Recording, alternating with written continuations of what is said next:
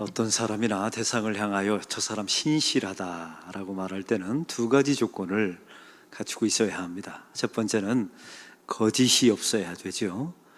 거짓말하는 사람이나 이런 사람을 향하여 신실하다 말할 수는 없지 않습니까? 그래서 신실하다는 말은 진실하다는 말과 유사합니다. 또 한 가지는 처음과 끝이 같아야 합니다. 한번 시작했으면 끝까지 마무리를 일관되게 진행하고 끝마무리하는 사람, 이런 대상을 향하여 우리는 신실하다라는 말을 붙이게 됩니다. 거짓이 없는 진짜가 되기 위한 조건을 아십니까? 얼마 전에 인문학 책을 하나 읽었습니다. 그 책에 보니까 어떤 대상이나 물건을 향하여 이건 진짜다 이렇게 말할 수 있으려면 두 가지 구성 요소가 있어야 된다는 겁니다. 첫 번째는 고유성입니다. 세상에서 단 하나밖에 없어야, 그 하나의 본질을 지켜내어야, 고유성이 있어야 진짜라고 말할 수 있다는 것이죠. 저는 그 책을 읽으면서 기독교가 이래서 우리 하나님께서 오직 예수로 구원받는다라고 말할 수밖에 없었던 이유가 여기 있구나. 저는 고유성 때문이라는 사실을 알게 되었습니다. 세상에 다 모든 종교는 다 자력 종교이지 않습니까? 자기의 노력과 자기의 의지와 자기의 공로와 수행을 통해서 구원을 이루는 종교이죠. 근데 기독교만은 유일하게 타력 종교입니다. 오직 하나님의 은혜로 구원받는다라고 말하는 이 독선적으로 보이는 이 교리를 왜 하나님께서 만들어 주셨을까요? 진짜이니까요. 진짜는 고유성을 가지고 있기 때문에 그렇습니다. 두 번째 조건은 지속성입니다. 한 번 하고 마는 것은, 한 번 사랑하고 마는 것은 사랑이 아니지 않습니까? 한 번 선택했으면 끝까지 그 선택을 이루어내는 그 지속성이 있어야 그게 진짜가 된다는 거예요. 그래서 우리 하나님의 구원과 하나님의 사랑은 진짜인 줄로 믿습니다. 우리가 하나님을 찬송할 때마다 이렇게 노래하죠. 신실하신 하나님, 신실하신 주라고 우리가 노래하는 이유가 여기 있어요. 왜요? 우리 하나님은 거짓이 없으십니다. 우리에게 거짓말, 시건하시는 분이 아니십니다. 그리고 한 번 시작하시면 반드시 끝을 보시는 분이 우리 하나님의 사랑과 구원인 줄로 믿습니다. 오늘 본문의 말씀을 바로 그런 관점으로 좀 바라보기를 원합니다. 요한복음 10장에 보면 우리 예수님께서 에고에이미, 자기 자신에 대한 선언이 나와 있어요. 그 세 번째 선언이 나와 있는데 그 내용은 이렇습니다. 예수님은 양의 문이시다라는 전제였습니다. 한번 따라해 봅시다. 예수님은 양의 문이십니다. 이 전제를 통해서 우리에게 주님께서 말하고 싶은 게 있습니다. 본래 저와 여러분은 하나님의 선택받은 양이었습니다. 우리의 소유는 하나님이셨다는 거예요. 하나님께서 만세전부터 당신의 섭리와 계획과 예정 속에서 당신의 백성으로 우리를 삼아 주셨어요. 우리가 이 땅에 태어나기 전부터 하나님은 우리를 알고 계셨습니다. 우리를 알고 계시고 예정하신 하나님께서 우리를 세상이라고 하는 우리 속에 잠시 맡겨 놓으셨어요. 우리가 세상 속에 살 때 우리는 하나님의 선택받은 양인지 주인이 다른 양인지를 구분이 안 돼요. 그런데 어느 날 주인이 찾아와서 갑자기 저와 여러분의 이름을 부른다는 겁니다. 동일아 나와라.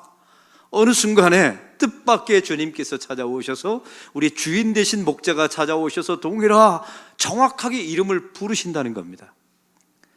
우리 예수님의 부르심은 집단적이 아닙니다. 철저하게 개별적, 인격적이란 말이죠. 안락교인 나와라 이렇게 부르시지 않는다는 겁니다. 성도들아 나와라 이렇게 부르지 않는다는 거예요. 동일아 나와라라고 정확하게 우리의 이름을 부르십니다. 이 성경에 보면 이걸 에이도라고 말합니다. 우리를 알고 계시다는 것이고요, 우리를 사랑하고 계시다는, 만세전부터 구원하기로 예정하셨다는 하나님의 뜻인 줄로 믿습니다. 이 양들은 청력이 아주 좋습니다. 동물 가운데 청력이 가장 좋은 동물 중에 하나예요.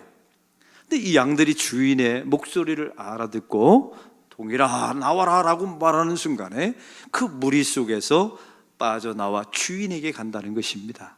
여러분, 이것을 구원의 과정으로 성경은 우리에게 표현하고 있습니다. 오늘 말씀은 그 말씀에 이어서, 그러면 주님께서, 목자 되신 예수님께서 우리를 불러내시죠. 그 부르신 부르심은 취소될 수 있는가? 중단될 수 있는가? 포기될 수 있는가? 이런 주제로 오늘 말씀을 좀 나누기를 원합니다. 성도들 중에 예수를 믿다가 돌아가실 때가 된 분들이 많이 계십니다. 오늘도 아침에 한 권사님이 돌아가셨다는 소식을 전해 들었습니다. 이렇게 성도들이 하나하나 하나님 나라 가게 되죠. 담임 목사가 찾아가서 임종 예배를 드리거나 만나게 될 때 권사님, 집사님, 구원의 확신이 있으십니까? 지금 죽어도 천국 갈 수 있습니까? 이걸 묻습니다. 근데 이분들이 한 분이 아주 독특한 저에게 질문을 하는 겁니다. 목사님, 저는 천국 갈 자신이 없습니다. 지옥 갈 것 같은데 어떻게 하면 좋겠습니까? 이게 그냥 저에게 하는 말이 아니라 진짜 두려워 떠는 마음으로, 왜냐하면 지금 죽음을 앞에 두고 있잖아요. 근데 천국 갈 자신이 없다는 겁니다. 제가 왜 그렇게 생각하십니까? 라고 물었더니 두 가지 대답을 했어요. 첫 번째, 목사님, 제가 하나님께 염치가 없어서 이 말을 한 거고요. 두 번째는 제가 구원받기에 합당한 행위를 한 것을 아무리 생각해봐도 기억이 나지 않아서 저 같은 사람이 지옥 갈 것 같은 마음이 들었다는 겁니다. 제가 그분에게 이런 말씀을 드렸어요. 우리의 행위로 구원받는 것이 아니라 구원은 전적인 하나님의 은혜로 받는 것임을 믿으셔야 된다고 제가 그분에게 부탁을 드렸습니다. 사도 바울이 이런 성도를 만나면 분명히 이런 말씀을 했을 겁니다. 너희가 은혜로 시작하였다가 율법으로 마치려 하느냐? 너희가 은혜로 시작하였다가 율법으로 마치려 하느냐? 이 말씀의 뜻은 무엇인 줄 아십니까? 우리의 구원은 은혜로 시작됐습니다. 어느 날 주님께서 우리를 찾아오셔서 아무 조건 없이 당신의 부르심과 구원의 은총을 베풀어 주셨죠. 마찬가지입니다. 우리가 예수를 믿고 살아가면서 구원에 합당한 열매를 맺지 않은 경우도 있어요. 그러나 그 구원은, 한 번 시작하신 구원은 결코 중단되지 않으며 결코 포기되지 않은 줄로 믿습니다. 그래서 은혜가 되는 거예요. 그래서 사도 바울은 우리에게 말하는 겁니다. 은혜로 시작했으면 너의 마지막까지도 은혜로 끌고 가라는 거예요. 우리의 구원에 어떤 행위나 나의 공로를 가미시키지 말라라는 사도 바울의 탄식이었던 것입니다. 저와 여러분은 목자 되신 예수님의 소유이심을 믿으십니까? 저와 여러분이 이 땅에 태어났을 때 주님께서 이 넓은 세상이라고 하는 우리 속에 우리를 맡겨놓으셨어요. 오늘 주님께서 찾아오셔서 동일아 나오라 라고 부르셨죠. 우리의 이름을 정확하게 부르셨어요. 그런데 중요한 게 있습니다. 양은 청력이 좋은데 우리는 세상의 소리는 얼마나 민감합니까? 잘 듣습니다. 분명히 나의 주인 되신 목자가 나의 이름을 정확하게 불러내셨어요. 근데 여러분에게 묻습니다. 그 예수님의 부르심이 처음에 들리던가요? 여러분이 예수 믿기 전에 얼마나 많은 전도자들이 예수 믿으라고 여러분에게 얼마나 많은 전도를 했습니까? 세상의 많은 사람을 통해서 교회 안에서 얼마나 많은 복음이, 예수 그리스도의 복음이 얼마나 많이 전파됐나요? 선포되었습니까? 그 말씀이 들리더냐는 말이에요. 처음에는 들리지 않습니다. 참 이상하죠. 청력은 그렇게 좋은데 세상의 소리에 대해서 그렇게 민감하고 그렇게 반응을 잘하는데 정작 나의 주인 되신 예수님이 동일아 나와라 라고 부를 때는 들리질 않아요. 들리지 않으니 알 수도 없고 예수님을 만날 수도 없고 예수님을 사랑할 수가 없었죠. 근데 놀라운 사실은 시간이 지나가면서 어느 순간부터 그 주님의 음성이, 주인 되신 예수님의 음성이 들립니다. 들려진 그 예수님의 목소리를 알게 되고 이제는 들려진, 알게 된 예수님의 목소리를 내가 믿어지게 되고, 할렐루야, 그 믿어진 예수님의 목소리를 사랑하게 되는 놀라운 역사가 일어납니다. 할렐루야. 여러분, 이게 우리의 의지로 된다면 이건 기독교가 아니에요.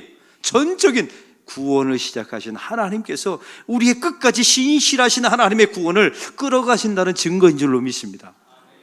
이틀 전에 우리 교회 교우 한 분과 식사를 했습니다. 이분은 교회에서 봉사를 열심히 하는 분이에요. 누구보다도 열심히 봉사를 하는 분입니다. 우리 안락교회 출신이에요. 아주 오래전부터 25년, 30년가량 교회에서 신앙생활을 한 가족이더라고요. 함께 식사를 하는데 그 여자 집사님이 저에게 이런 말씀을 하시는 겁니다. 목사님, 목사님이 안락교회에 부임하셔서 4년, 5년 동안 목회하실 때 목사님의 설교를 들으려고 아무리 귀를 기울여도 들리지가 않더라는 겁니다. 웅웅거리는 소리만 들리고 이해도 안 되고. 그래서 목사님도 오해하고 목사님을 오해하고 원망하기도 하고, 그러면서 사역도 점점 짜증나고 이런 일이 벌어졌다는 거예요. 교회는 오래 다녔어요. 안락교회 출신이에요. 직분도 있어요. 교회 사역도 열심히 했어요. 근데 말씀이 안 들린다는 거예요. 근데 그분 그 다음에 이야기가 중요합니다. 목사님 한 6년쯤 되니까, 목사님이 부임한 지 6년쯤 되니까 이상하게 어느 날 갑자기 그 설교가 들리기 시작했습니다. 목사님의 설교 속에 예수님이 보이기 시작했고, 예수님을 알게 됐고, 그 예수님을 좋아하게 됐고, 예수님을 정말 사랑하게 되었습니다. 이 말씀을 저에게 하더라고요. 조금 전까지만 해도 밥 먹다가 제가 체할 뻔했는데 그 소리를 듣자마자 체기가 확 사라지는 거예요. 여러분, 이게 목사가 설교를 잘해서 해결된 문제입니까? 아니요. 그런 문제가 아니에요. 하나님의 복음의 말씀이 안 들려요. 청력은 좋은데 내 주인의 목소리가 안 들려요. 근데 주님께서 우리를 만세전부터 구원하기로 예정하셨거든요. 우리의 이름을 A도 아시고 우리를 사랑하셔서 어느 날 찾아오셔서 우리의 이름을 부르셨죠. 정확하게 찾아오셔서 나의 이름을 부르신 거예요. 나는 귀에 들리지 않았지만 그 시작을 하나님께서 하셨기 때문에 그 구원을 이루어내시는 분도 하나님이신 줄로 믿습니다. 여러분, 이게 구원의 신실성이며 하나님의 놀라운 은혜인 줄로 믿습니다.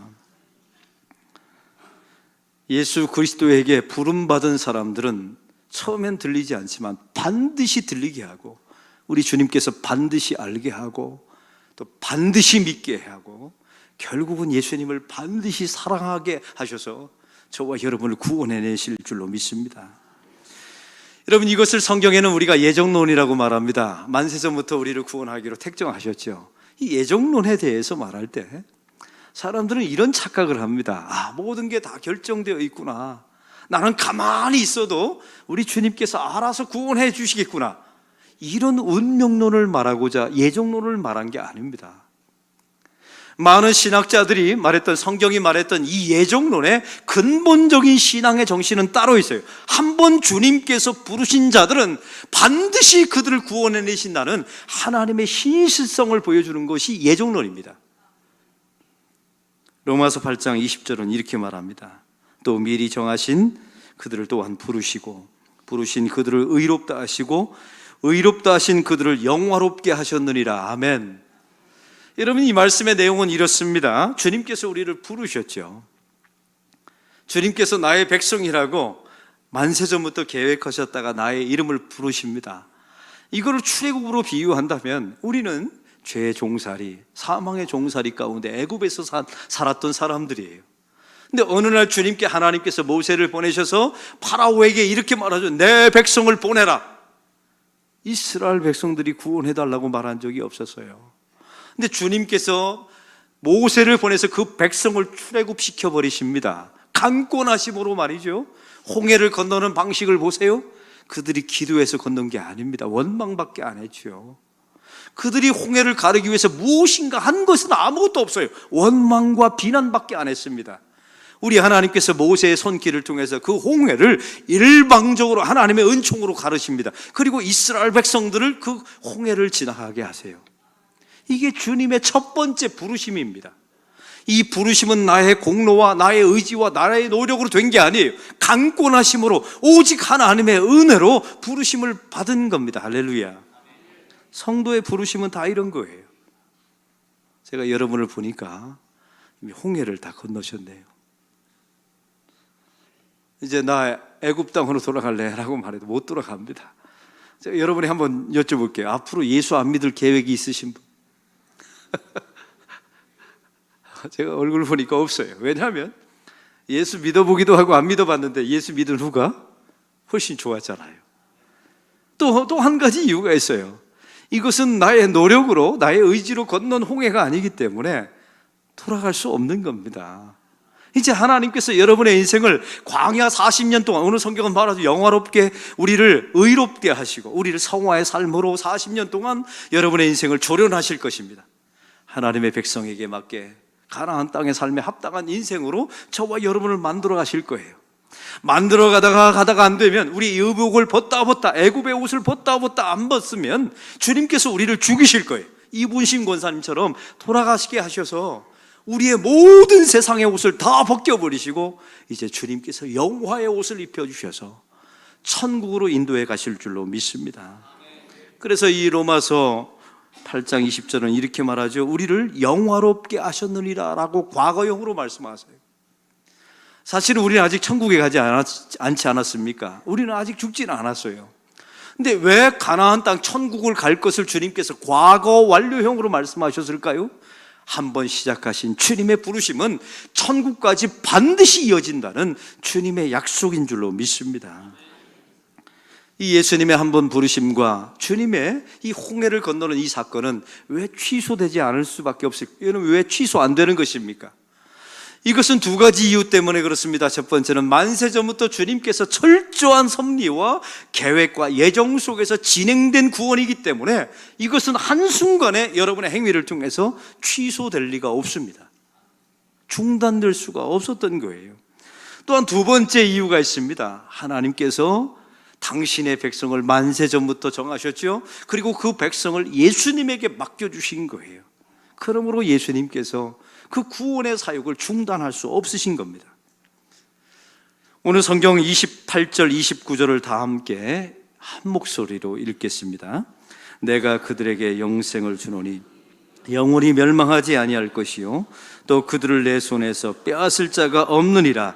그들을 주신 내 아버지는 만물보다 크시니 아무도 아버지 손에서 빼앗을 수 없느니라. 아멘. 저와 여러분을 세상이 왜 빼앗을 수 없다고요? 왜 구원은 한 번 시작된 부르심은 왜 중단될 수 없습니까? 왜 포기되지 않나요? 하나님께서 당신의 백성을 예수님에게 보내셨기 때문에 그렇습니다. 저와 여러분이 바로 그런 백성인 줄로 믿습니다.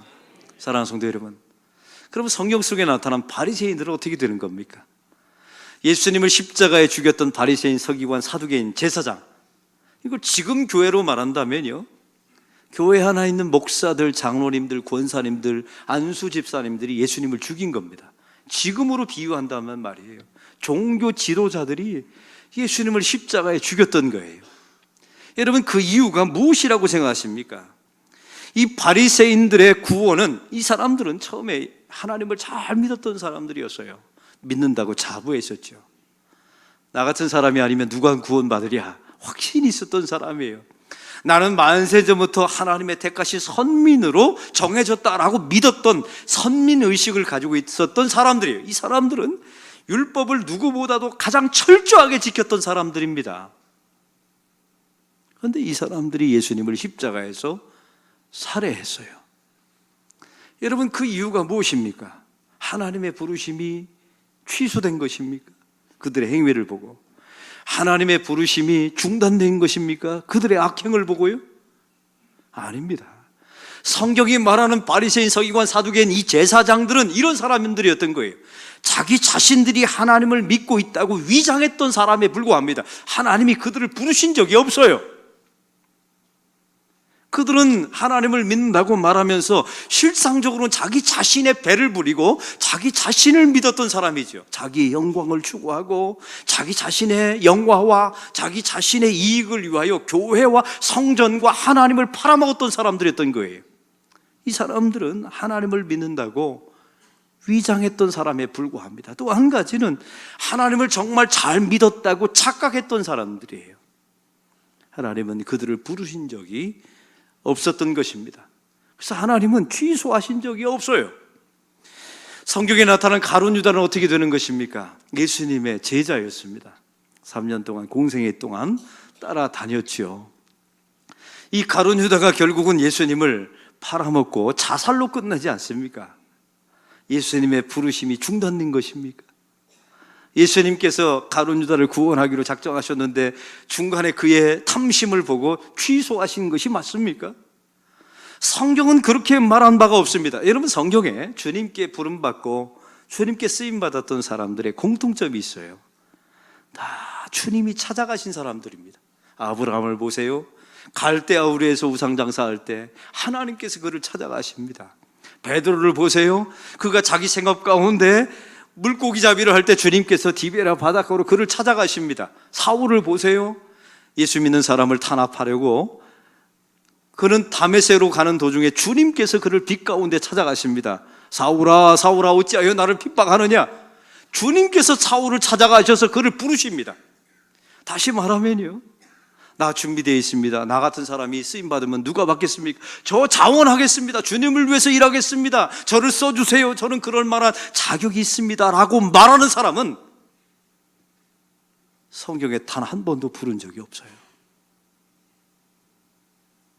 다시 말하면 가룟 유다는 예수님이 부른 적이 없었다니까요. 성경에 보십시오. 예수님이 가룟 유다를 찾아가서 너 내 제자가 되라고 말한 장면이 있습니까? 없습니다. 사도 바울은 이것을 이렇게 표현합니다. 자기 자신을 표현할 때마다 중요한 두 가지 멘트를 합니다. 택하심을 입은 자 나 바울은, 한번 따라해 봅시다. 택하심을 입은 자 나 바울은. 내가 주님을 택한 게 아닙니다. 주님이 나를 찾아오셔서 강권하심으로 나를 택하셨다는 거예요. 이게 사도 바울의 고백이었습니다. 두 번째 고백은 복음을 위탁받았으니. 한번 따라해 보세요. 복음을 위탁받았으니. 이 바울이 주님 저희가 복음을 전할 수 있는 권한을 주세요, 능력을 주세요 말한 적이 없어요. 어느 날 주님이 찾아오셔서 당신의 복음을 바울에게 위탁한 겁니다. 이걸 맡아달라고 말이죠.